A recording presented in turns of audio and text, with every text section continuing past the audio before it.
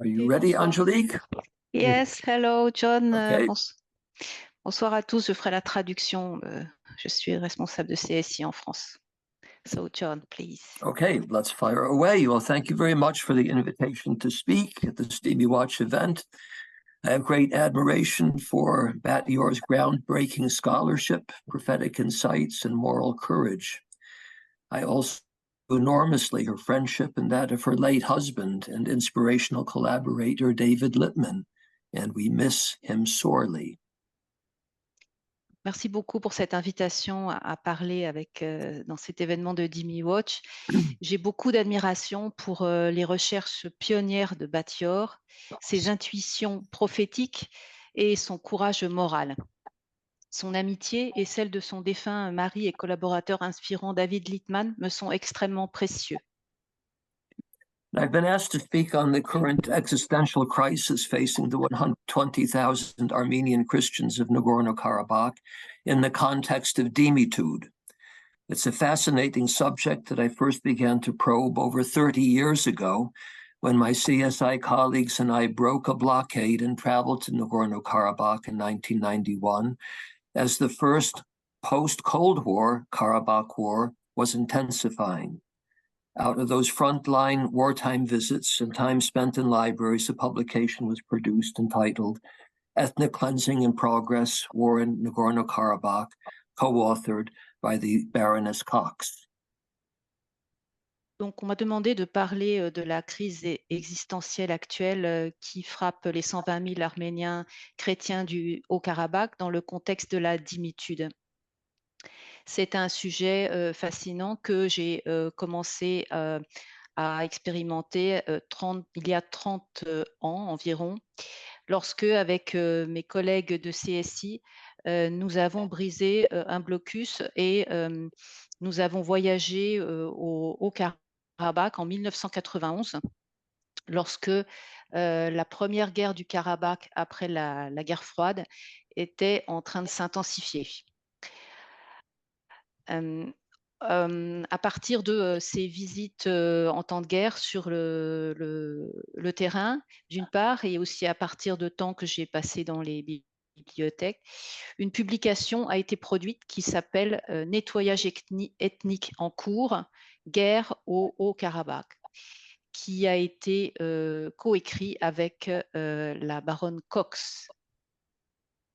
So in those days, it was the norm for statesmen, think tank scholars, human rights activists, and journalists in both Russia and the West to speak about the Karabakh problem as one arising from Soviet communism. But it soon became clear to me that it was far more connected with the dynamics of the Armenian genocide committed by the Ottoman Caliphate in the course of the First World War jihad against the infidel. It also became clear that the Armenian genocide did not happen in a vacuum, but was part of a long historic process involving violent jihad, demitude, and mass migration. Donc, dans ce temps-là, c'était la norme pour les hommes d'État, les penseurs dans les think tanks ou les activistes des droits humains, les journalistes, à la fois en Russie et en Occident, de parler du problème du Karabakh comme d'un problème qui venait du communisme soviétique. Mais très vite, j'ai compris clairement qu'il fallait plutôt le connecter avec la dynamique du génocide arménien qui a été perpétré par le califat ottoman pendant son premier djihad pendant la Première Guerre mondiale contre les infidèles. Et aussi, c'est devenu clair que le génocide arménien n'est pas sorti de rien, mais qu'il est part d'un long processus historique qui inclut du djihad violent, la dimitude et les migrations de masse. Now, the subject of the talk is timely. It is making news headlines, as I'm sure everyone is aware. And just a few days ago, a recent BBC News headline and lead paragraph read, and I quote, Nagorno-Karabakh, people are fainting, queuing up for bread. For nearly 9 months, the Lachin corridor has been blocked by the Azerbaijani authorities, resulting in severe shortages of food, medicine, hygiene products and fuel in the breakaway region. End quote. Donc le sujet de mon discours est Excusez-moi une d'actualité. seconde. Angélique, est-ce qu'on pourrait demander à Monique Dauphin de couper son micro? Il y a quelques jours, il y a eu un article de la BBC News. Les gens défaillent en faisant la queue pour du pain. Depuis environ 9 mois, le corridor de Latchine a été bloqué par les autorités d'Azerbaïdjan et il en résulte de nombreux manques dans la nourriture, de médicaments, de produits d'hygiène et d'énergie. Right. This article was made quite a sensation amongst Karabakh activists in the English-speaking world because it seemed to be the first of its sort by the BBC. I'm sure things are very different in France, where the subject has a unique media and political profile. Donc cet article a eu beaucoup de retentissement parce que c'était le premier publié par la BBC sur ce sujet et c'est sûrement assez différent de ce qui peut être publié en France. And I have just sent out a link by a chat in case anyone wants to refer to it. But I'd like to use this BBC article not to bash the BBC, but to use it as a point of reference for the first part of my talk. Donc, je vous ai joint le lien sur cet article. Je veux utiliser cet article non pas pour faire du BBC bashing, mais pour aider à l'élaboration d'un récit crédible qui ne passe pas à côté de la triste réalité. Now, the BBC did a credible job of exposing the suffering of the cruel blockade. It also explained in easy to understand terms that Karabakh is surrounded by Azerbaijan and has had in recent decades only one transportation link to the outside quarter, that is the Lachin corridor, which connects the self-declared but internationally unrecognized Republic of Karabakh with the Republic of Armenia only a few miles away. Donc la BBC a bien expliqué l'énorme souffrance de ce blocus par l'Azerbaïdjan qui impose aux 120 000 Arméniens de la République autodéclarée mais non reconnue officiellement la République du Haut-Karabakh. Donc qui est imposé à cette population. Il a aussi bien expliqué qu'il y avait uniquement depuis plusieurs décennies une ligne de transport, c'est le corridor de Latchine vers la République d'Arménie à peu de distance. The BBC also did a good job explaining that free movement along the corridor is supposed to be guaranteed by Russian military peacekeepers, according to an agreement signed by Russia, Azerbaijan, and Armenia in 2020. But Russia has failed to use military force to keep the corridor open, while Azerbaijan has gradually militarized its presence after first blocking it with demonstrators claiming to be environmentalists. Donc, il a été aussi expliqué que les mouvements sur le corridor de Latchine devaient en principe être garantis par des gardiens de la paix, des militaires russes, selon un accord signé par la Russie, l'Azerbaïdjan et l'Arménie en 2020. Mais la Russie n'a pas utilisé sa force militaire pour garder le corridor ouvert. Alors que l'Azerbaïdjan a progressivement militarisé sa présence dans le corridor, le bloque maintenant avec des armes, alors que dans un premier temps, c'était soi-disant des militants pour l'environnement qui bloquaient ce corridor. So far, so good from the BBC. The humanitarian aspect of the crisis was fairly and reported fairly and clearly. But when it comes to understanding the politics of the humanitarian crisis, in other words, why there is a crisis, readers of the BBC report will be none the wiser. The only explanation given by the BBC was the following sentence, quote, "Despite having so much in common culturally, the two South Caucasian states of Armenia and Azerbaijan have fought for control of this land for decades in wars that have cost tens of thousands of lives.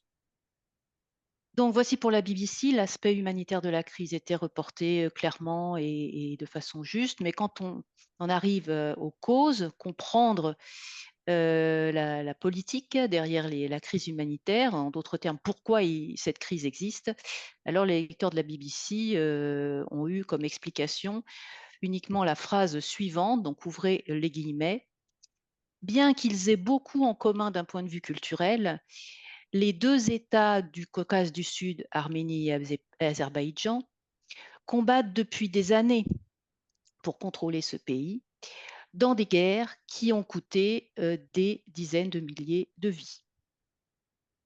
So this, of course, is not an explanation, but a diversion of attention away from key facts of the matter. It is constructed in these terms to shift the conflict into the realm of mindless, irrational ethnic strife, portraying the two communal protagonists, the Armenians and the Azerbaijanis, as peoples ready to resort to barbaric acts of warfare, despite having so much in common culturally. Not a word is said about cultural differences, be they religious or political.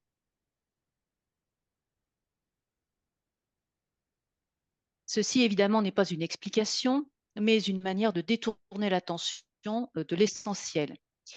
C'est construit de telle façon, en ces termes, pour faire apparaître un conflit dans le domaine de lutte ethnique irrationnelle, montrant donc les deux protagonistes, les Arméniens et les Azerbaïdjans, comme prêts à faire des actes de barbarie, bien qu'ils aient tant en commun culturellement. Rien n'est dit sur leurs différences culturelles, qu'elles soient religieuses ou politiques.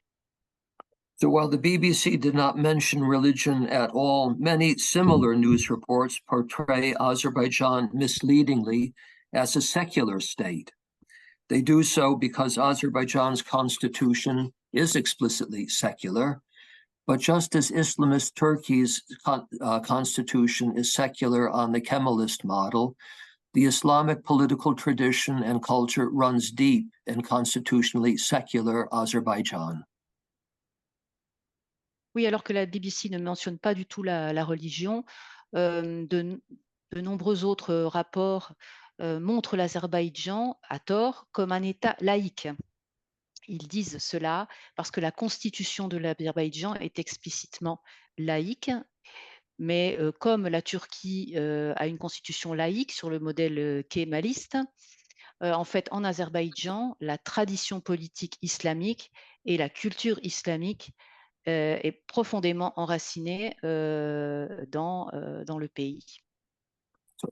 If in doubt, listen to the words of Azerbaijan's dynastic dictator, Ilham Aliyev, as he places conditions for peace with the Karabakhi Armenian Christians. He says, quote, either they will bend their necks in humility and present themselves, or things will develop differently now. I say that amnesty can be an option. They should not miss this opportunity. They have missed many opportunities, a number of opportunities, and each time they say, we had to knock them over to bring them to their senses. Donc, en cas de doute, il suffit d'écouter les paroles du dictateur dynastique d'Azerbaïdjan, Ilham Aliyev, sur la manière dont il voit la paix avec les chrétiens arméniens du Karabakh. Ouvrez les guillemets.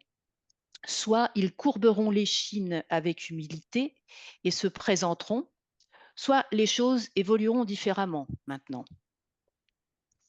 J'ai dit que l'amnistie peut être une option, donc ils ne doivent pas rater cette occasion. Ils ont déjà raté beaucoup d'occasions, un grand nombre d'occasions, et à chaque fois, nous avons dû knock them over, les renverser, voire les renverser par terre, enfin c'est un terme même physique, pour les ramener à la raison. Fermez les guillemets. Now, peace is dependent, in Aliyev's view, on the complete submission of the Karabakhi Christians, and he is entitled, as Azerbaijan's Muslim ruler, to smite their bent necks with the sword of Islam as he chooses. Donc, dans l'esprit d'Aliès, la paix dépend est conditionné par la soumission complète des chrétiens du Haut-Karabakh. Et il a le droit, en tant que souverain musulman de l'Azerbaïdjan, de frapper leur échine courbée avec l'épée de l'islam s'il choisit de le faire. And by the way, the U.S. State Department publicly expressed satisfaction with the statement of Aliyev's Islamic demand for total submission, stating, "We welcome President Aliyev's recent remarks on consideration of amnesty." Et d'ailleurs, le département d'État américain, donc le ministère des Affaires étrangères, a exprimé publiquement sa satisfaction par rapport à la demande d'Aliyev d'une soumission totale, disant nous approuvons les récentes remarques du président Aliyev sur la possibilité d'une amnistie. So while thanking the fellow members of the Organization of Islamic Conference for their support, the allegedly secular Aliyev speaks in the following way about Islamic relations with Karabakh and with Armenia. And I quote, "In the name of Allah, most gracious, most merciful, Azerbaijan is making a tremendous contribution to the cause of Islamic solidarity. Armenia wants to build friendly relations with various Muslim countries. This is the greatest hypocrisy ever. Muslims of the world should know that Armenia, which has destroyed our sacred mosques, cannot be a friend of Muslim countries. Now, the hypocrite that Aliyev has identified within the ranks of Muslim states is Iran, with which Azerbaijan is in competition for regional Islamic ascendancy." Donc, lorsqu'il a remercié les membres de l'organisation de la conférence islamique pour leur support dans le conflit du Karabakh, Aliyev, donc soi-disant un dirigeant laïque, a parlé de la façon suivante à propos des relations avec l'Arménie et le Haut-Karabakh. Donc, au nom d'Allah, most gracious et le miséricordieux, Azerbaïdjan a eu une très grande contribution à la cause de la solidarité islamique. L'Arménie veut construire des relations amicales avec différents pays musulmans. C'est la plus grande hypocrisie qu'on ait jamais vue. Les musulmans du monde doivent savoir que l'Arménie, qui a détruit nos mosquées sacrées, ne peut pas être un ami des pays musulmans. Fermez les guillemets. Et les hypocrites que Aliyev a identifiés parmi les États musulmans, c'est l'Iran, avec lequel l'Azerbaïdjan est en compétition pour l'ascendant régional. Right, the Muslim imagery of the defeated bending of the neck below the sword of Islam and the political use of the term hypocrite needs no explanation within the Muslim world. Aliyev takes pains to project himself to the Muslim world as its true defender. The framing of the Karabakh conflict in a manner that conforms to the secular ideology that increasingly dominates the Western world and therefore deletes such uncomfortable truths from media narratives, a la the BBC, leads to confused perceptions at all levels of Western society. Donc cette imagerie musulmane du vaincu qui courbe l'échine devant l'épée de l'islam et aussi l'utilisation du terme hypocrite du terme dans un contexte politique, c'est tout à fait clair dans le monde musulman. Ça ne nécessite pas d'explication. Donc Aliyev s'efforce de se présenter au monde musulman comme son véritable défenseur. Et pendant ce temps-là, dans le monde occidental, ce qui domine, c'est la présentation du conflit du Karabakh comme conforme à une idéologie laïque. Et donc, en fait, tout ceci conduit à une perception complètement confuse et fausse à tous les niveaux de la société de ce qui se passe dans ce conflit. So let us return to the immediate crisis. Why don't the Karabakhis Armenians save themselves by bending their necks in humility and asking for mercy? The short answer is that they refuse to submit to demitude. and are willing to endure great sacrifice to avoid that fate.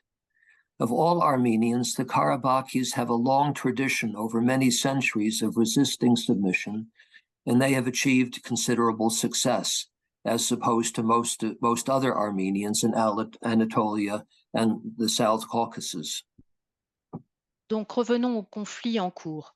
Pourquoi est-ce que les Arméniens du Haut-Karabakh ne se sauvent pas eux-mêmes en courbant l'échine, en humilité et en demandant la clémence? Une réponse rapide, c'est qu'ils refusent de se soumettre à la dimitude et ils acceptent d'endurer de grands sacrifices pour ne pas subir ce destin. Parmi tous les Arméniens, les Karabakhis ont une longue tradition de plusieurs siècles de résistance à la soumission et ils ont réussi des succès considérables par rapport aux autres Arméniens en Anatolie et dans le Sud-Caucase. Now, the Karabakhis, especially their political leadership, know the long history of Christian Armenia's relations with more powerful Muslim neighbors.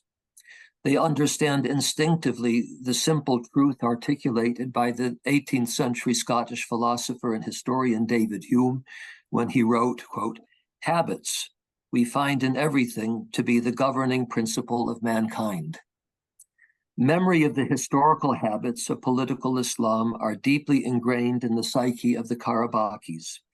I would like to highlight just a few of the historical habitual acts of which the Karabakhis are mindful, but which are largely forgotten in the West and by most Western commentators. Donc les Arméniens du Karabakh et surtout leurs dirigeants connaissent la longue histoire des relations des chrétiens arméniens avec leurs voisins puissants musulmans. Ils comprennent instinctivement ce que disait David Hume au XVIIIe siècle, ce philosophe et historien écossais, une simple vérité politique, deux points, les habitudes, nous les trouvons dans tout ce qui conduit à gouverner les peuples. Et donc, la mémoire des habitudes de l'islam politique cette mémoire est profondément enracinée dans la psyché des Karabakhis. Je voudrais juste présenter quelques-unes de ces habitudes, de ces actes auxquels les Karabakhis sont attentifs, mais qui sont largement oubliés en Occident et par la plupart des commentateurs occidentaux. Now, Armenia's first political encounter with Islam came in the mid-7th century AD. The South Caucasus was then attacked by Arab jihadist warriors. According to ancient Armenian sources, 35,000 slaves were then taken away by the jihadists. The non-enslaved population was reduced to a state of demitude. There were many more such encounters over the centuries with Muslim empires or empires in the making to come over these centuries. Donc, la première rencontre politique de l'Arménie avec l'islam, c'était au milieu du 7e siècle. Le Caucase du Sud a été attaqué par des guerriers djihadistes arabes. Selon des sources anciennes arméniennes, il y a eu 35 000 esclaves qui ont été pris par les djihadistes et la population non réduite en esclavage a été réduite à l'état de dimitude. Il y a eu encore beaucoup d'autres rencontres dans les siècles avec les empires musulmans ou bien des empires en devenir. Another form of encounter with Islam came in the shape of migration. First came Arab and Kurdish nomads. In the 11th and 12th centuries, a mass migration of Turkic Muslim nomads got underway. The historic combination of violent jihad, submission to demitude, and mass migration began to weaken further the foundations of Armenian political entities and contributed greatly to political fragmentation. Une autre forme de rencontre avec l'islam, c'était dans le cadre des migrations. D'abord sont venus des Arabes et des Kurdes, des nomades arabes et kurdes. Au XIe et XIIe siècle, il y a eu une migration de masse de Turcs musulmans nomades. Et donc, il y a eu une combinaison à ce moment-là de djihad violent, de suggestion en dimitude et de migration de masse qui ont commencé vraiment à saper les fondations des entités politiques arméniennes et qui ont beaucoup contribué à la fragmentation politique par la suite. Right. Time doesn't allow us to recount the long, violent history of Christian Armenia's political encounters with Islam, but it must be recorded that this process of jihad, dimitude, and mass migration culminated in Anatolian Turkey in the Great Armenian Genocide of 1915 to 1918. Virtually whole of the Armenian and Aramaic Syriac-speaking population there was eradicated. It was, in fact, not just an Armenian ethnic genocide, but a broader genocide of Christians. Nous n'avons pas le temps de raconter toute cette longue histoire violente des chrétiens arméniens et de leur rencontre avec l'islam, mais on doit se rappeler que ces rencontres ont culminé en 1915-1918 dans le grand génocide arménien en Turquie d'Anatolie. Et à ce moment-là, à peu près toute la population arménienne, les gens qui parlaient araméen syriaque, toute cette population a disparu. Et en fait, ça a été pas seulement un génocide arménien, mais un génocide plus large de chrétiens. And I should just note here that about the only way for many thousands of Armenians and Syriacs to survive was conversion to Islam. Oui, alors la seule façon de survivre, c'était de se convertir à l'islam à ce moment-là. Now, the policy of eradication was embarked on because the Ottoman authorities feared that the Armenian population would take advantage of the wartime situation and the prospect of liberation by Christian Russia to break the bonds of dimitude. Those who take comfort in Azerbaijan's superficial secular appearance should keep in mind that the masterminds of the Armenian genocide were the leaders of the modern, secular, ultranationalistic Committee of Union and Progress, and that their deeds were given a veneer of Islamic legitimacy by the Ottoman Caliph's wartime proclamation of jihad against the infidel.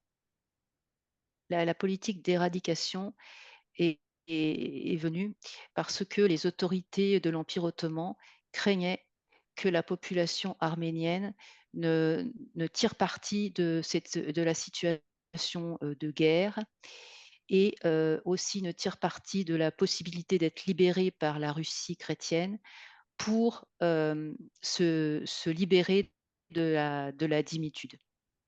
Et donc ceux qui se reposent sur une vision superficielle, laïque de l'Azerbaïdjan devraient garder cela en mémoire, hein, le génocide arménien, où en fait les leaders du Comité of Union de l'Union et du Progrès, eh bien, ils étaient en fait dans le même état d'esprit que le calife ottoman lorsqu'il a proclamé le djihad contre les infidèles. Yes, it needs to be stressed that these were not Islamic fundamentalists, but very modern, progressive, mainly atheist people. Could you repeat, please? Yes, it just needs to be stressed that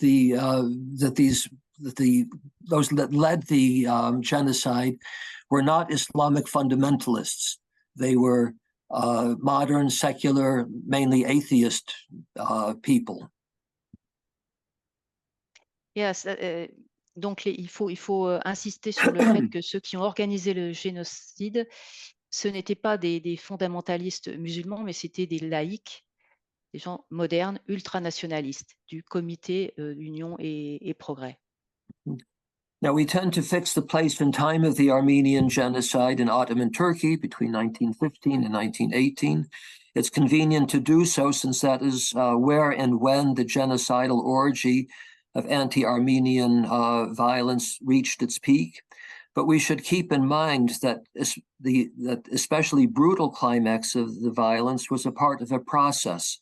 involving armed jihad, dhimmitud, and mass migration that began as far back as the 7th century. We also need to keep in mind that the process did not terminate in 1918 with the end of the First World War, but it continued in fits and starts in the South Caucasus. Nous avons tendance à fixer le génocide arménien vraiment entre 1915 et 1918. Mais c'est vrai que c'est le moment où cette violence a atteint son maximum, mais il faut garder en tête que cette violence a été en fait part d'un processus qui a compris donc le djihad armé, la dhimitude et la migration de masse, et qui remonte au 7e siècle. Et il faut aussi garder en tête que ça ne s'est pas terminé en 1918 avec la fin de la Première Guerre mondiale, mais que ça a continué plus ou moins par la suite dans le Sud-Caucase.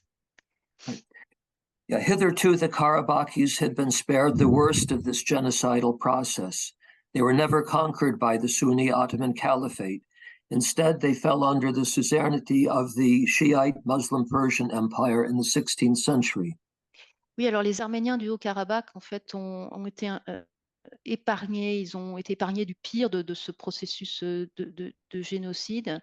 Ils n'ont jamais été conquis par le califat ottoman sunnite, mais ils sont tombés sous la suzeraineté de l'empire perse musulman chiite au XVIe siècle.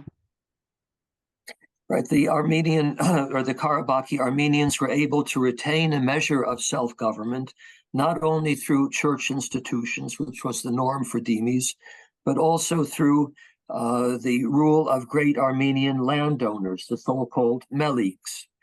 The position of the mountainous Karabakhis has some similarities with that of the mountainous Maronites of Lebanon, who historically were able to resist dhimmitud by a combination of geographical isolation and the will to resist as much and to retain as much independence as possible.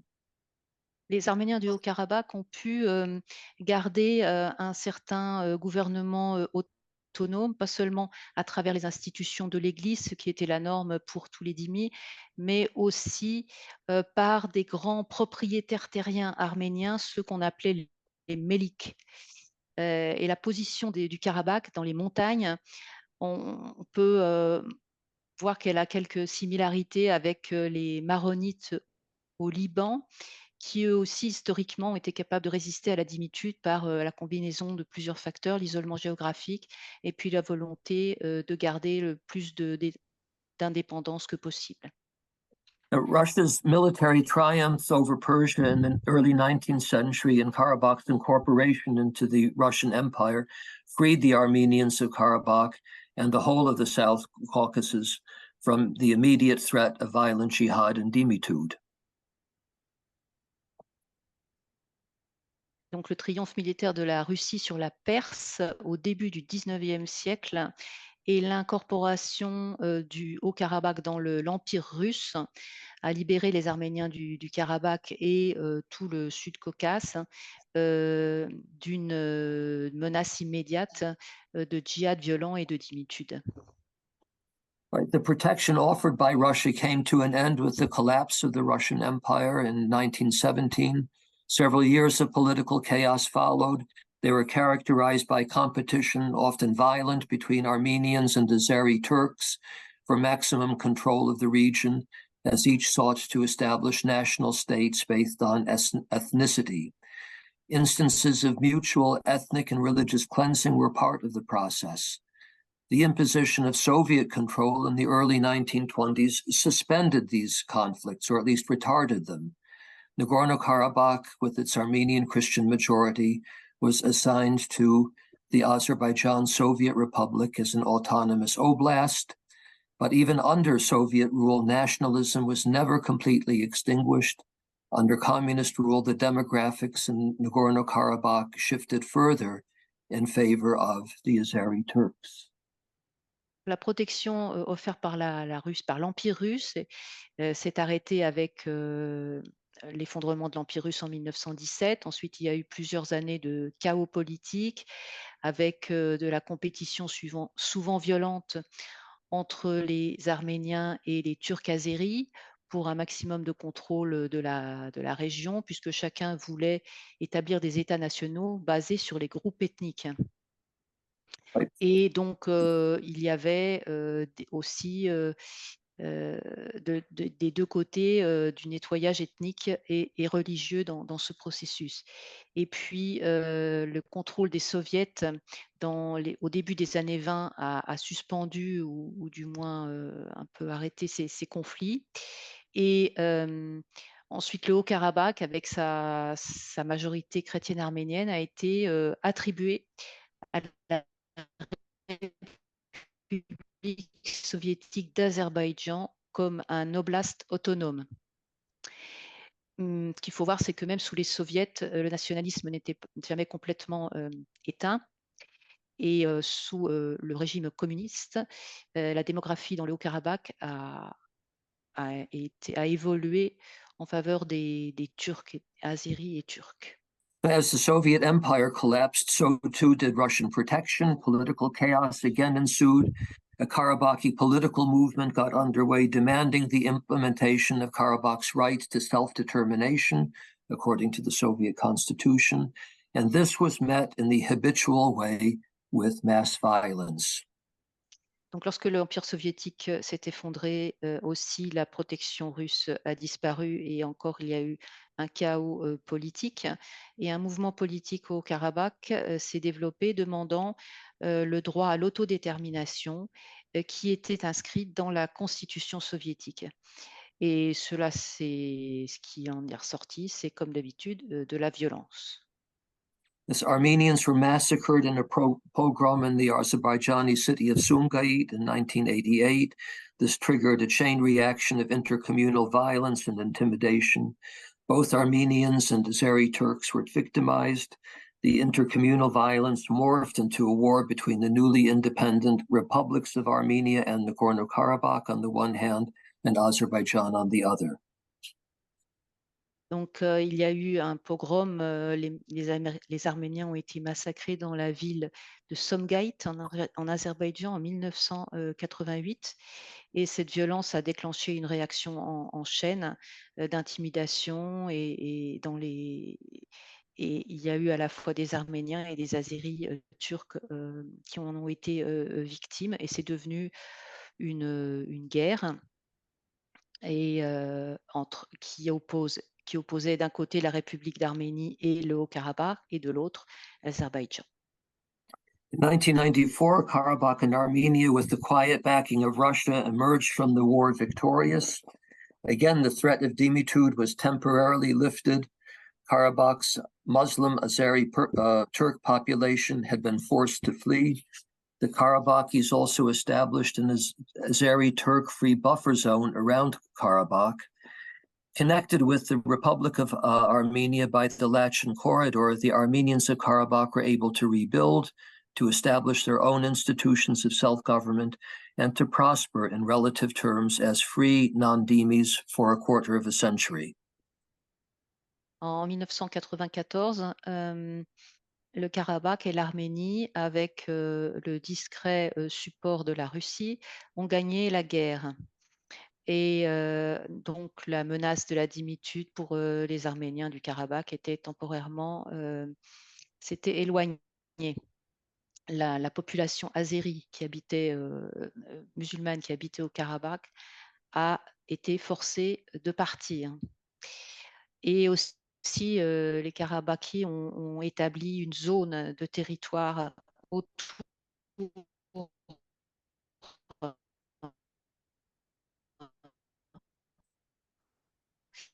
On va voir que c'est vrai qu'on n'a pas très bien entendu. du Haut-Karabakh comme une zone de sécurité. Et à côté, avec l'Arménie par corridor de la Chine, et ils ont pu reconstruire le pays comme des gens libres et non dhimis pour un quart de siècle. Right, but the balance of power in the region was meanwhile shifting again in favor of Azerbaijan as it became a global economic power by developing its enormous Caspian Sea oil and natural gas resources. Armenia and Karabakh have lagged far behind economically and therefore also militarily and diplomatically. Mais la balance de l'influence dans la région est en train de changer en faveur de l'Azerbaïdjan, parce que l'Azerbaïdjan est devenu une puissance économique globale. Il a développé d'énormes ressources en gaz et en pétrole dans la mer Caspienne, alors que l'Arménie et le Haut-Karabakh étaient loin derrière économiquement, et donc aussi militairement et diplomatiquement. And in 2020, Azerbaijan took advantage of the relative weakness of Armenia and Karabakh to attack Karabakh again. After 44 days, Azerbaijan emerged victorious. Decisive factors were the military support of Turkey, including Turkish-backed jihadists from Syria, and sophisticated weaponry from Israel. Donc en 2020, l'Azerbaïdjan a pris avantage de la relative faiblesse de l'Arménie et du Karabakh. Ils ont attaqué le Karabakh. Et après 44 jours, ils étaient victorieux. Et ce qui a été décisif, c'est le support militaire de la Turquie, y compris des djihadistes soutenus par la Turquie qui venaient de Syrie, et également des armes sophistiquées livrées par Israël. Now, Russian and NATO-related intelligence agencies must have picked up in advance what Azerbaijan was preparing, but there were no interventions. The Karabakhis lost all of their buffer zone and 1/3 of their own republic. The whole of the Republic of Karabakh would have been lost had Russia not intervened at the last minute with peacekeepers and had Iran not mobilized its military out of fear for further Azerbaijani aggression in its direction. Les services de renseignement russes et de l'OTAN avaient forcément vu en avance ce que l'Azerbaïdjan était en train de préparer, mais il n'y a pas eu d'intervention. Donc les Karabakhiens ont perdu leur zone de sécurité et puis un tiers de leur territoire. Et en fait, ils auraient perdu tout le territoire si la Russie n'était pas intervenue avec des gardiens de la paix et si l'Iran n'avait pas aussi mobilisé ses militaires pour dissuader toute agression supplémentaire de l'Azerbaïdjan. Now, the remnants of the Republic of Karabakh and the whole of its civilian population are now again under threat on account of Azerbaijan's blockade. So far, the Armenian leadership of Karabakh continues to reject demitude under Azerbaijan and is backed by the population, notwithstanding their enormous suffering. Armed resistance and an organized mass exodus are the two possibilities currently under discussion by the Karabakhi leadership as a way out. Donc, maintenant, toute la République du Haut-Karabakh, toute sa population civile de chrétiens arméniens est sous la menace du blocus azerbaïdjanais. Et jusqu'ici, donc les dirigeants arméniens du Karabakh continuent de rejeter la soumission et la dimitude. Ils sont supportés par leur population, malgré leurs énormes souffrances. Il y a deux possibilités qui sont actuellement en discussion au sein des gouvernants karabakhis, donc soit la résistance armée, soit un exode de masse organisé. Voilà les deux possibilités. In his resignation speech only a few days ago, the president of Nagorno-Karabakh stated, "We are alone." Washington, Brussels, Moscow, and Israel, each for its own reasons, are backing Azerbaijan. These powers signal support for Azerbaijan's offer to open its own so-called humanitarian corridor through its own territory, while simultaneously opening the Lachen corridor to Armenia. The result of this is likely to be a mass exodus of Armenians out of Karabakh, thereby completing the ethnic religious cleansing of Armenian Christians from their historic homeland. Il y a quelques jours, dans son discours à l'occasion de sa démission, le président du Haut-Karabakh a dit « Nous sommes seuls ». Washington, Bruxelles, Moscou et Israël, chacun pour ses propres raisons, soutiennent l'Azerbaïdjan. ces puissances signalent que l'Azerbaïdjan propose d'ouvrir son propre, entre guillemets, corridor humanitaire à travers son propre territoire, à travers le territoire de l'Azerbaïdjan, simultanément au corridor de la Chine qui serait réouvert. Le résultat de cela, c'est probablement, ce sera un exode de masse des Arméniens en dehors du Karabakh, ce qui en fait complétera le nettoyage ethnique et religieux des chrétiens arméniens de leur patrie historique. The overwhelming majority show no inclination to submit to demitude, believing with good reason that they will have no future in their own land. Even if the government of the enfeebled Republic of Armenia appears to be prepared to sacrifice the Karabakhis for peace in a dubious land for peace deal with Azerbaijan. Donc la grande majorité de la population ne veut pas subir la dimitude, mais ils pensent avec de bonnes raisons qu'ils n'ont plus de futur sur leur propre terre. Et même le gouvernement de la République d'Arménie semble prêt à sacrifier les Karabakhis pour la paix, pour faire un deal de paix avec l'Azerbaïdjan. As Armenia itself is now under great pressure by all the great powers to sign a peace treaty with Azerbaijan that will open transportation corridors to provide better links between Turkey, Asia, in an east-west corridor, and between Iran and Russia in a north-south corridor.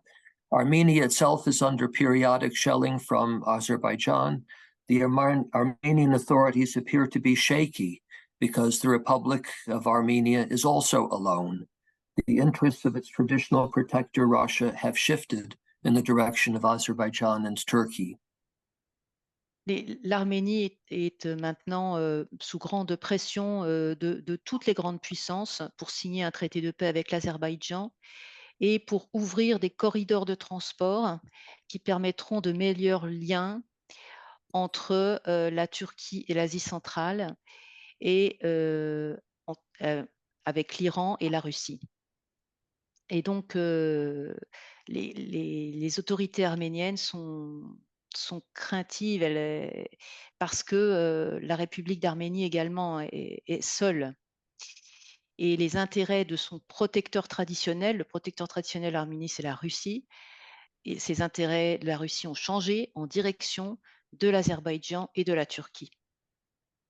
Only Iran, which can hardly be described as an ally of Armenia, has an interest in restraining Azerbaijani aggression. Not only does Azerbaijan's president claim Nagorno-Karabakh as Azeri Turk land, the Azeri authorities publicly do the same regarding both Armenia itself and Iran. They speak openly of the Republic of Armenia as West Azerbaijan and the northwest of Iran as South Azerbaijan. No secret is made in official circles of the aspiration for the establishment of a greater Azerbaijan. Finalement, le seul pays qu'on peut vraiment pas décrire comme un allié des Arméniens, un seul pays a un intérêt à restreindre l'agression des Azerbaïdjanais, c'est l'Iran.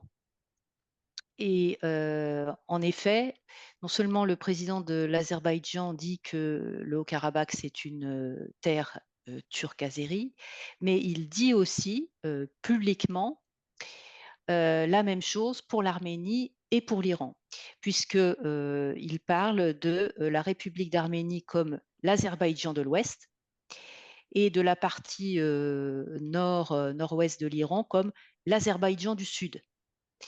Donc, ce n'est pas un secret dans les cercles officiels que Aliyev souhaite faire un grand Azerbaïdjan.